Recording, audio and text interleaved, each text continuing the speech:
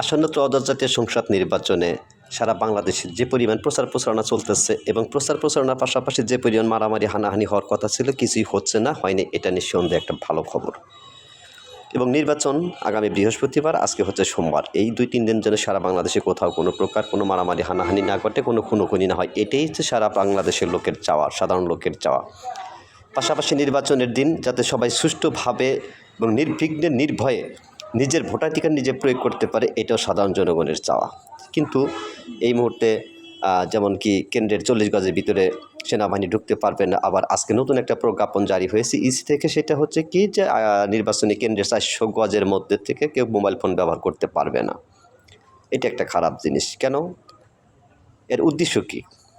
ইতিপূর্বে প্রত্যেকটা নির্বাচনে মোবাইল ফোন নিয়ে ইলেকশন সেন্টারের ভিতরে যাওয়া গেছে, এখন যাওয়া যাবে না। এর পিছনে নিঃসন্দেহে বড় কোনো কারণ আছে। এই সমস্ত কারণ এত কিছু বুঝি না। ভোট যাবে, কোনো অন্যায় হলে সেটা ভিডিও করবে, আর কোনো অন্যায় অপরাধ, ভোট মারিং কাটিং সেন্টার বাজি, তারপরে বুথবাজি, বুথের ভিতরে হাত থেকে ভোট টান দেওয়া, কেড়ে নিয়ে মারা, এগুলো জিনিস খুবই খারাপ। এগুলো যাতে না হয়, এটি সাধারণ জনগণের প্রত্যাশা। দীর্ঘদিন পরে মানুষ স্বাধীন এবং সচেতনভাবে নিজের প্রার্থীকে, পছন্দের প্রার্থীকে, কারো ভালোর ভালো প্রার্থী আছে, কারো মন্দের ভালো, সেই হিসেবে ভোট দিতে যায়, ভোট দিবে, এটাই স্বাভাবিক। যাই হোক, সকলে ভোট দিবে যাবেন, সুষ্ঠুভাবে ভোট দিবেন। ওমা তৌফিক ইল্লা বিল্লাহ।